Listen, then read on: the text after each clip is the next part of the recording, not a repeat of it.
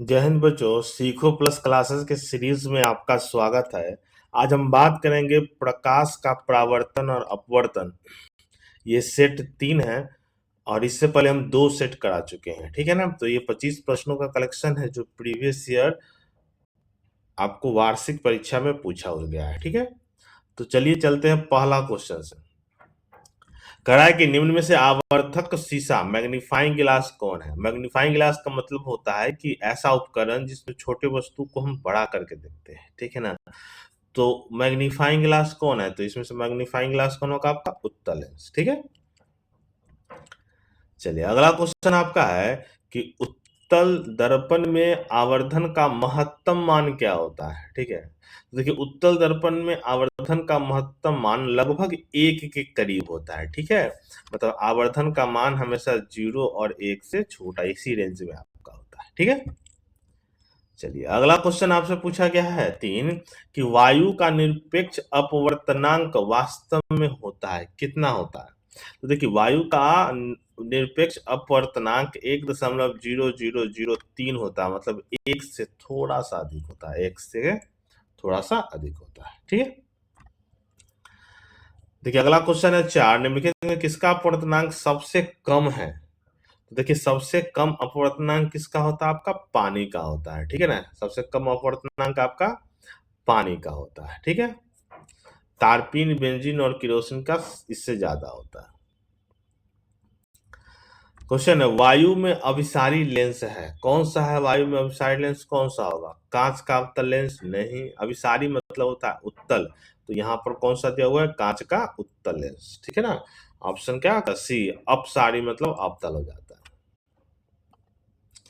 अगला क्वेश्चन आपका यह है कि विरल माध्यम से सघन माध्यम में जाती हुई किरण मुड़ जाती है। तो जब भी आप विरल माध्यम से सघन माध्यम में जाती है तो कहाँ मुड़ जाती है, अभिलंब की ओर मुड़ जाती है, ठीक है ना। कहाँ मुड़ जाती है, अभिलंब की ओर मुड़ जाती है। ये अभिलंब है, ये किरण है और अभिलंब की ओर मुड़ जाएगी। अगला क्वेश्चन है 7, एक उत्तल लेंस की क्षमता 1 डायोप्टर है, तो उस लेंस की फोकस दूरी क्या होगी। देखिए 1 डायोप्टर है, तो 1 डायोप्टर को हम क्या लिखते हैं, ये मीटर में होता है, ठीक है ना। और मीटर को जब भी हम सेंटीमीटर बदले तो 100 से हम गुना करते हैं, तो ये क्या हो जाएगा, 100 सेंटीमीटर, ठीक है। क्वेश्चन नंबर है आपका 8। 8 नंबर क्वेश्चन है, निम्नलिखित में से किस दर्पण द्वारा किसी वस्तु का आभासी प्रतिबिंब मिल सकता है। आभासी प्रतिबिंब आपको समतल से भी मिल सकता है, उत्तल से भी मिल सकता है, अवतल से मिल सकता है, इनमें से सभी, ठीक है ना। मिल सकता है वाली बात है, ठीक है। क्वेश्चन नंबर 9, निम्न में से कौन सा पदार्थ लेंस बनाने के लिए प्रयुक्त नहीं किया जा सकता है, ठीक है ना। तो देखिए लेंस बनाने के लिए जल का भी होता है प्रयोग, कांच का भी होता है, प्लास्टिक का भी होता है, मिट्टी का प्रयोग नहीं होता है, ठीक है ना। मिट्टी का प्रयोग नहीं होता, ऑप्शन क्या हो जाएगा, डी हो जाएगा। क्वेश्चन नंबर है 10, किसी बिंब का वास्तविक और समान साइज का प्रतिबिंब प्राप्त करने के लिए बिंब को उत्तल लेंस के सामने रखा जाना चाहिए, कहां पर। तो देखिए बिंब को कहाँ रखा जाता है, ये फोकस दूरी हो गया, ये वक्रता केंद्र हो गया, इसको 2f बोलते हैं। तो फोकस दूरी की दुगुनी दूरी पर ऑप्शन क्या हो जाएगा आपका, बी हो जाएगा, ठीक है। चलिए क्वेश्चन नंबर आपका 11 है। 11 नंबर क्वेश्चन आपसे बोलता है कि वक्रता त्रिज्या r और फोकस f के बीच क्या संबंध है। तो f बराबर क्या चीज होता है, r/2 होता है, या इसको बोल सकते हैं r बराबर 2f बोल सकते हैं, ठीक है। r बराबर हम क्या बोल सकते हैं, 2f बोल सकते हैं, तो ये भी हो सकता है, ऑप्शन आपका ए हो जाएगा, ठीक है। चलिए क्वेश्चन आपका 12 है, पानी में डूबी हुई एक उत्तल लेंस की फोकस दूरी हवा में इसकी अपेक्षा, फोकस दूरी की अपेक्षा क्या होगा, अधिक हो या कम होगा। तो हवा की अपेक्षा इसकी फोकस दूरी क्या हो जाती है, कम हो जाती है, ठीक है। चलिए अगला क्वेश्चन आपका 13 है कि उत्तल लेंस में जब बिंब f और 2f के बीच रखा जाता है तब प्रतिबिंब में क्या बनता है। तो देखिए f और 2f के बीच रखा जाएगा तो ये प्रतिबिंब बड़ा और क्या बनता है, वास्तविक बनता है, ठीक है ना। अब यहाँ पर देख लीजिए जहाँ f और 2f के बीच रखेगा तो वास्तविक और बड़ा प्रतिबिंब बनेगा, ठीक है। और 2f के बाद बनता है, यहाँ पर बनता है, ठीक है। क्वेश्चन नंबर आपका 14, लेंस की क्षमता होती है, क्या होती है। लेंस की क्षमता क्या होती है? तो ये लेंस की क्षमता क्या होती है? फोकस दूरी के व्युत्क्रम होता है, ठीक है। P बराबर क्या होता है? 1/f होता है, ठीक है।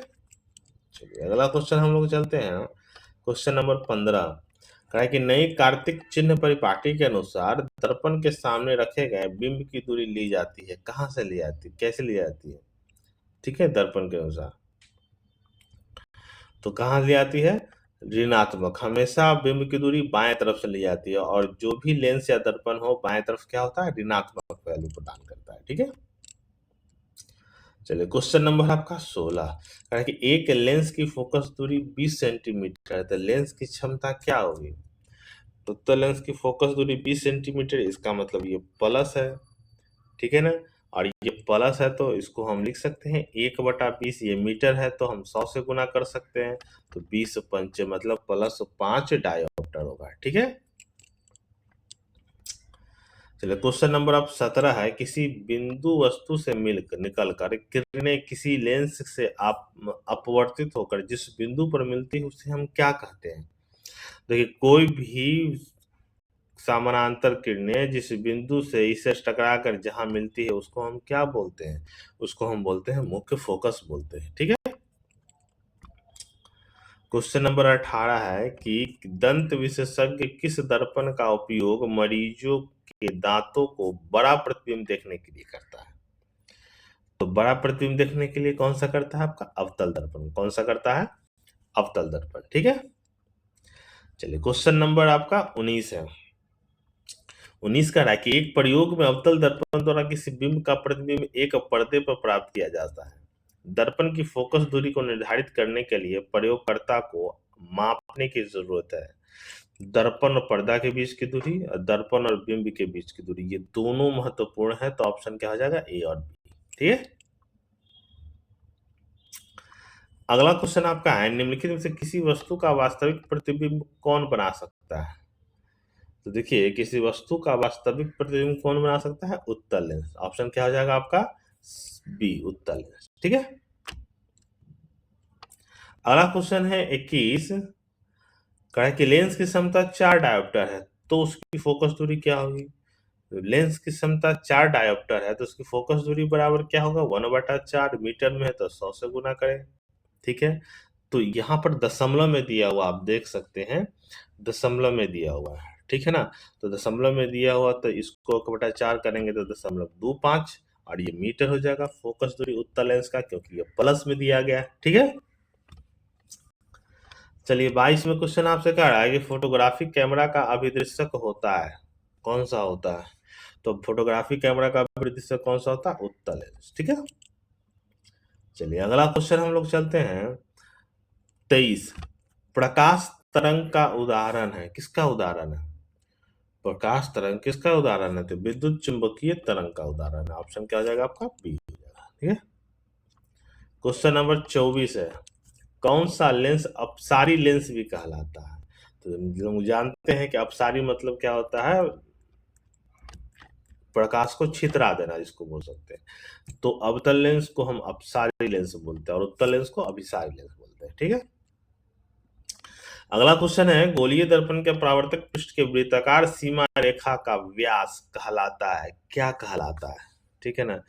तो ये वृत्ताकार सीमा रेखा का व्यास क्या कहलाता है? गोलीय दर्पण का द्वारक। ऑप्शन क्या हो जाएगा? डी हो जाएगा, ठीक है।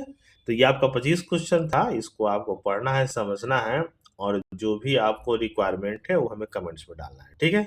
आगे के लिए धन्यवाद।